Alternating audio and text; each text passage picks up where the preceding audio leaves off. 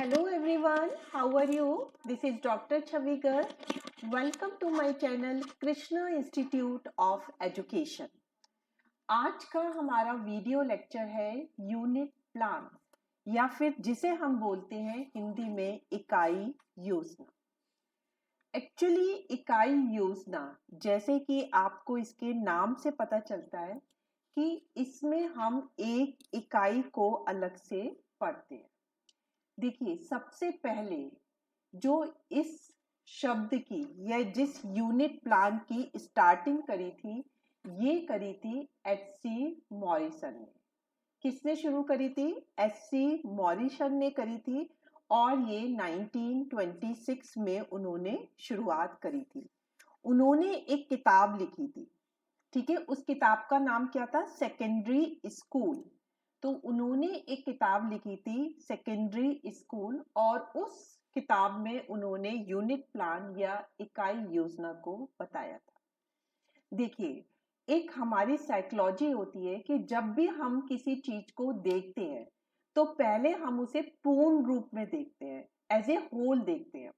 उसके बाद फिर हम उसके जो है आकृति या छोटे छोटे पार्ट पे अपना ध्यान लगाते हैं। जैसे आपने किसी हाथी को देखा तो आप शुरू में क्या देखते हैं? हाथी को पूरा देखते हैं, आपका ध्यान जाता है भाई, अरे ये जो है बड़ा सा एनिमल है, ये कौन है? हाथी। उसके बाद आप फिर देखते हैं कि इसके कान बहुत बड़े बड़े हैं, इसके हाथ बहुत मोटे हैं, इसकी सूंड बहुत लंबी है। तो फिर आपका हाथी के पार्ट पर ध्यान जाता है, लेकिन शुरू में आप पे किस पे ध्यान गया? पूरे हाथी के ऊपर गया। इसी तरह से आपने खाने में पिज्जा का ऑर्डर दिया। अब पिज्जा आया तो आपको उसकी स्मेल बहुत अच्छी लगी, आपको लगा इतना गोल, इतना बड़ा और कितना कलरफुल पिज्जा लग रहा है। तो आप पिज्जा को पूरी होल में देख रहे हो, मतलब पूरा तरीके से देख रहे हो। उसके बाद फिर आप देखते हैं, अच्छा इसमें जो है पनीर भी लगाया गया है, इसमें जो है ऑलिव ऑयल का भी यूज हुआ है, इसमें उन्होंने प्याज टमाटर बहुत अच्छे से लगाए हैं, इसको उन्होंने बेक भी बहुत अच्छे से किया है। फिर आप पिज्जा की जो छोटे छोटी चीजें हैं जो उसमें स्टफिंग की गई है उन पे ध्यान देते हो। तो इसी तरह से जब हम पढ़ाते हैं तो जो सब्जेक्ट मैटर होता है उसे हम छोटे छोटे हिस्सों में बांट जाते हैं। तो उन हिस्सों में बांटने से क्या होता है कि हम जब बच्चे को पढ़ा रहे हैं तो एक साथ बहुत सारी चीजें नहीं पढ़ाते, बल्कि हम क्या कर देते हैं, उसको जो है छोटे छोटे पार्ट में जो है बताते हैं। तो छोटे छोटे पार्ट में बताने से क्या होता है कि बच्चे को जो है काफी जल्दी जो है समझ में आ जाता है। तो इसे कहते हैं इकाई प्लान। तो इकाई प्लान का क्या मतलब हुआ कि अगर हम अपने पूरे लेसन को छोटे छोटे पार्ट में बांट दें और छोटे छोटे पार्ट को एक क्लास में पढ़ाएं तो इसको बोलते हैं हम यूनिट प्लान या फिर इकाई योजना। ये चीज क्लियर हो गई। अब देखिए हम यूनिट प्लान कैसे बनाते हैं। देखिए, सबसे पहले आप जब पढ़ाने जाते हो तो आप एक पाठ योजना बना के ले जाते हो। तो और आपको जो प्रिंसिपल है, टीचर्स को वो पहले ही बता देते हैं कि आप सब्जेक्ट को अपने हिसाब से बताइए कि यूनिट प्लान में कैसे बांटेंगे। तो सबसे पहले तो आप ये वाला पेज बनाएंगे कि इस दिनांक को मैं पढ़ा रहा हूँ, कक्षा 9 को पढ़ा रहा हूँ। फिर आप राइट हैंड साइड में चले जाइए कि कौन सा मैंने पीरियड लिया है। कालांश मीन्स पीरियड, थर्ड पीरियड है मेरा, सेकंड पीरियड है, कौन सा पीरियड है और उस पीरियड की अवधि कितनी है, 35 मिनट है, 40 मिनट है। अब आप कौन सा लेसन पढ़ा रहे हो? सामाजिक विषय का। इसका उपविषय क्या है? इतिहास। क्योंकि सामाजिक विज्ञान में बहुत सारे उपविषय होते हैं, जैसे भूगोल भी है, इतिहास भी है, सिविक्स भी है, अर्थशास्त्र भी है आपका। और फिर प्रकरण का मतलब है कि पूरे इतिहास में आपने कौन सा टॉपिक लिया है। अब आपने टॉपिक लिया तुगलक काल। अब जरूरी नहीं है कि मैंने इसमें इतिहास और तुगलक काल लिया है या सामाजिक विज्ञान लिया है।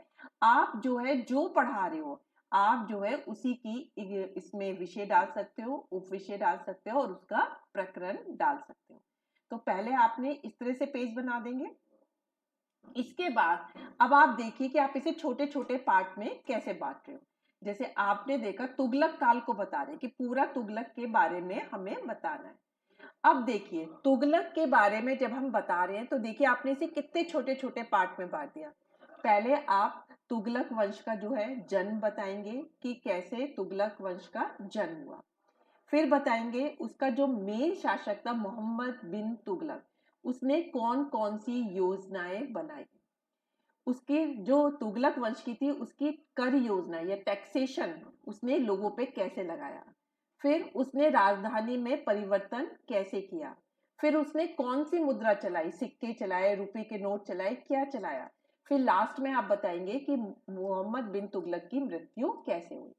तो एक बहुत बड़ा चैप्टर था तुगलक वंश, उसको आपने ऐसे छोटे छोटे हिस्सों में बांट लिया कि पहले जन्म बताया, फिर उसकी योजनाएं बताई, फिर आपने उसकी मृत्यु बताई।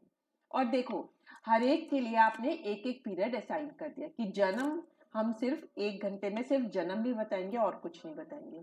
फिर दूसरे घंटे में उसकी योजनाएं बताएंगे। जब थर्ड डे हम पढ़ाने जाएंगे तो हम उसकी टैक्सेशन बताएंगे। फिर राजधानी परिवर्तन बताएंगे, फिर उसका मुद्रा प्रचलन क्या था, और फिर उसकी मृत्यु कैसे हुई। तो इस तरह से हमने इसे छोटी छोटी जो है 6 यूनिट में बांट दिया। तो ये जो हमने छोटे छोटे हिस्सों में बांटा है इसी को बोलते हैं कि यूनिट में हमने बांट दिया। तो टोटल आपके कालांश कितने हो गए, 6। तो इसका मतलब तुगलक वंश को जब आप पढ़ा रहे हो तो छोटी छोटी इकाई में बांटने के बाद अब आप इसे एक दिन में कंप्लीट ना करके आप इसके लिए 6 घंटे लोगे। 6 दिन अगर आप पढ़ाओगे तो 6 दिन में 6 घंटे में आप पढ़ाएंगे। तो इसे बोलते हैं यूनिट प्लान। अब आपको मैंने तो ये एक एग्जाम्पल दिया है तुगलक वंश का, आप इसमें कुछ भी कर सकते हैं। जैसे आप कॉमर्स का पढ़ा रहे हो तो आप उसमें संचार के साधन बता रहे हो, तो आप पहले बताओ कि पुराने टाइम में संचार के कौन से साधन थे, नए उसमें कौन से हैं। मोबाइल फोन हो गया, फिर आपका इंटरनेट हो गया, फिर आपका फेसबुक हो गया, फिर आप उनके लाभ या हानियां बताओगे। तो इस तरीके से आपने संचार के माध्यम को बहुत सारे पार्ट में डिवाइड कर लिया। तो इस तरह से आप इसमें कोई सा भी एग्जाम्पल देके जो है अपना कर सकते हैं। तो ये एक आपका एग्जाम्पल था। तो जब आपसे एग्जाम में यूनिट प्लान पूछा जाता है तो सबसे पहले आपने यूनिट प्लान का इंट्रोडक्शन दिया। उसके बाद आप जब ये एक वो बनाएंगे पूरा का पूरा, जैसे मैंने बताया कि यूनिट प्लान आप कैसे बनाएंगे, तो एग्जामिनर आपसे वैसे ही बहुत खुश हो जाएगा कि इस बच्चे को तो बहुत नॉलेज है, इसने हमारे को पूरा यूनिट प्लान का ब्लूप्रिंट भी बना के एग्जाम की कॉपी में लिखा है। अब हम देखते हैं कि ये जो हम इकाई योजना है इसके क्या क्या गुण होते हैं या क्या क्या लाभ है। देखिए सबसे पहला तो है यूजफुल डिवीजन ऑफ सिलेबस, कि हम पूरे सिलेबस को छोटे छोटे हिस्सों में बांट देते हैं। देखिए अगर हम छोटे छोटे हिस्सों में नहीं बांटेंगे और एक चीज को एक ही बार में पढ़ाएंगे तो बच्चों को कम समझ में आएगा। जब बच्चों को समझ में नहीं आएगा तो उनको पढ़ने में रुचि भी नहीं रहेगी और वो जो है एग्जाम में अच्छे नंबर से पास भी नहीं होंगे। लेकिन जब आप सिलेबस को छोटे छोटे हिस्सों में बांट देते हो तो बच्चों पे बर्डन कम पड़ता है, क्योंकि उन्हें एक बार में छोटा हिस्सा ही समझना है और उसे याद करना है। तो इसका सबसे बड़ा एक गुण यही है कि हम बड़े सिलेबस को छोटे छोटे हिस्सों में बांट देते हैं। नेक्स्ट है expand the knowledge of the student, या ज्ञान का विस्तार।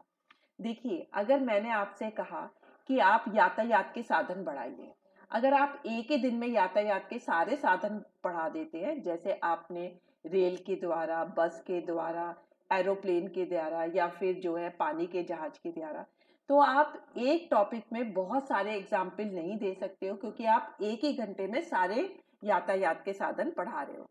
लेकिन अगर आप इन्हीं यातायात के साधनों को छोटे छोटे पार्ट में बांट देते हो, एक बार आप रेल का बताओगे, दूसरी बार बसेस का बताओगे, तीसरी बार हवाई जहाज का बताओगे, चौथी बार आप पानी के जहाज का बताओगे, तो एक छोटा टॉपिक हो गया आपको 1 घंटे पढ़ाने के लिए।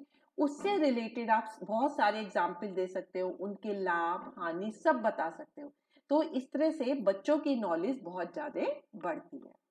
नेक्स्ट है लॉजिकल डेवलपमेंट, विचार शक्ति का विकास। तो जैसे मैंने यातायात की एग्जाम्पल दिया, अब आप ट्रेन का बता रहे हैं तो आप उसके बताओगे क्या क्या लाभ है, तो बच्चा भी सोचेगा क्या क्या लाभ है, कि भाई ये बहुत सस्ता पड़ता है, ये जो है एक जगह से दूसरी जगह जाना हमारे को सुगम हो जाता है। तो बच्चों के दिमाग में भी ये सब चीजें आती हैं, क्योंकि वो आराम आराम से सब चीजें पढ़ रहे हैं।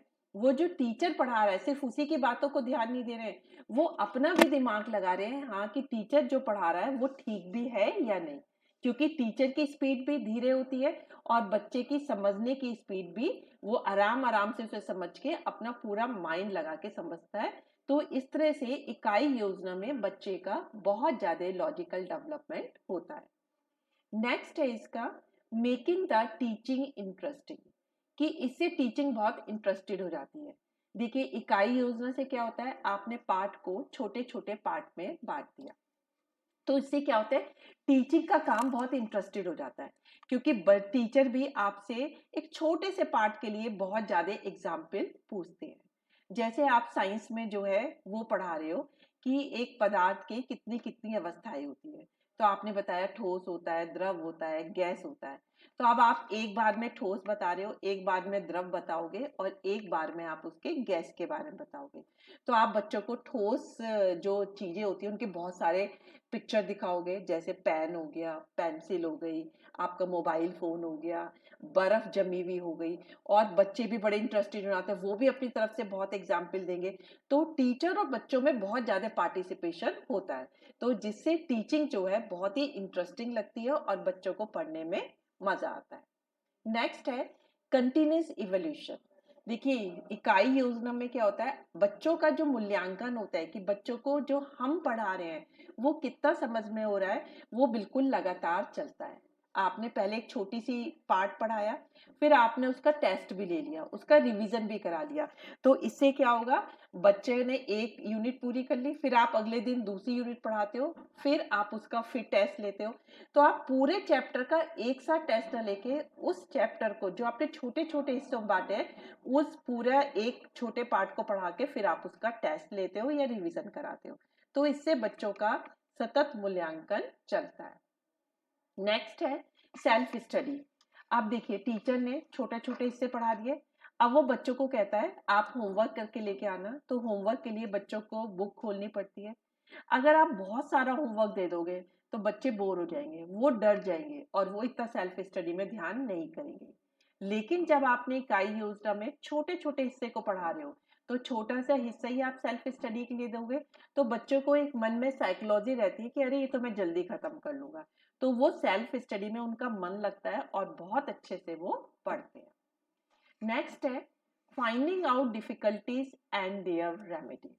जैसे आपने बच्चों को होमवर्क करने के लिए दिया, उन्हें सेल्फ स्टडी दी, तो अब बच्चों को उसमें कुछ प्रॉब्लम भी आएंगी, तो अगले दिन वो आपसे अपनी प्रॉब्लम पूछेंगे। तो इस तरह से टीचर को साथ के साथ पता चलता रहता है कि बच्चों की क्या क्या प्रॉब्लम आ रही है, और वो साथ के साथ उस डिफिकल्टी को दूर भी करते चले जाते हैं। तो इससे बच्चों की डिफिकल्टियां सारी इकट्ठी नहीं होती, वो साथ के साथ डिफिकल्टी जैसे ही दूसरी यूनिट शुरू होती है उससे पहले ही वो डिफिकल्टी टीचर से डिस्कस कर लेते हैं। लास्ट है इसका मोर सक्सेसफुल टीचिंग।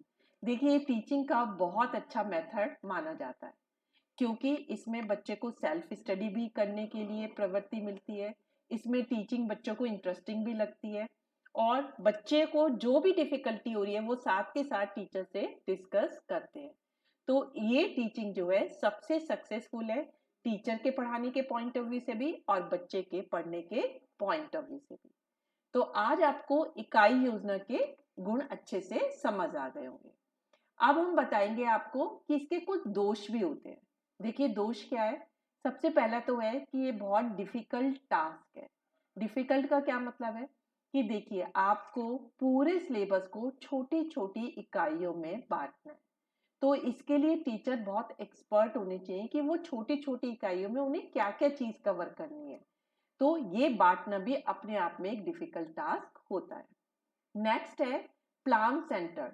देखिए टीचिंग हमेशा चाइल्ड सेंटर्ड होनी चाहिए, कि बच्चे की जो रुचि है, उसको जो अच्छा लगता है या उसकी जो नीड है उसके हिसाब से हमें बच्चे को पढ़ाना चाहिए। लेकिन इकाई योजना में क्या होता है, हम पूरे सिलेबस को छोटे छोटे पार्ट में बांट देते हैं। अब जिन छोटे छोटी इकाइयों में बांटा हम उसी हिसाब से पढ़ाते हैं। तो एक तरीके से ये चाइल्ड सेंट्रिक ना होके ये प्लान सेंट्रिक हो जाती है, कि जैसा हमने प्लान बनाया, जैसे हमने इकाई बनाई है, हम बिल्कुल उसी हिसाब से पढ़ाएंगे। नेक्स्ट है आपका मैकेनिकल टीचिंग, यंत्रवत शिक्षण। देखिए ऐसी टीचिंग में जो है टीचर के पास ज्यादा स्कोप नहीं रहता है। अगर टीचर को ये लगता है कि ये जो है ज़्यादा कठिन चीज़ है, ये बच्चे को समझा नहीं पा रहे हैं, या बच्चे अभी उस स्टैंडर्ड के नहीं है कि वो समझ पाए, तो हमें कोई इजी चीज़ पहले पढ़ानी चाहिए। लेकिन इकाई योजना में टीचर के पास ये फ्लेक्सिबिलिटी नहीं होती, क्योंकि पहले से ही सिलेबस छोटी-छोटी यूनिट में बँटा हुआ है। उन्हें जो यूनिट पहले करानी है, उसे वो पहले करानी है, फिर दूसरी करानी है। बच्चों को उसमें पढ़ने में मज़ा आ रहा है या नहीं आ रहा है, उन्हें समझ में आ रहा है या नहीं आ रहा है। टीचर को तो बिल्कुल इकाई योजना के हिसाब से चलना है। तो ये जो टीचिंग है फ्लेक्सिबल ना होके बिल्कुल मैकेनिकल टीचिंग बन जाती है। इसका लास्ट दोष है too much time and labour needed. देखिए, आपको पता है कि इकाई योजना में हम हर चैप्टर को एक ही बार में नहीं पढ़ाते हैं, बल्कि हम उस चैप्टर को छोटे छोटे हिस्सों में बांट देते हैं। तो इससे क्या होता है कि एक तो टाइम बहुत ज़्यादा लगता है, और छोटे छोटे हिस्सों में बांट के डेली आप पढ़ाने जा रहे हो एक चैप्टर को, तो उसमें परिश्रम भी बहुत ज़्यादा लगता है। तो टीचरों को इसमें टाइम भी बहुत लगाना पड़ता है और परिश्रम भी ज़्यादा करने पड़ते हैं। तो ये थे इकाई योजना के दोष। तो आई डू होप कि आपको बहुत अच्छे से समझ में आ गया होगा कि इकाई योजना का मीनिंग क्या है, और उसको कैसे उसका ब्लूप्रिंट बनाया जाता है, और क्या क्या उसके गुण हैं और क्या दोष है। अगर आपको मेरा लेक्चर अच्छा लगा तो इसे लाइक और शेयर करना बिल्कुल मत भूलिए। So that's all today lecture. Thank you very much.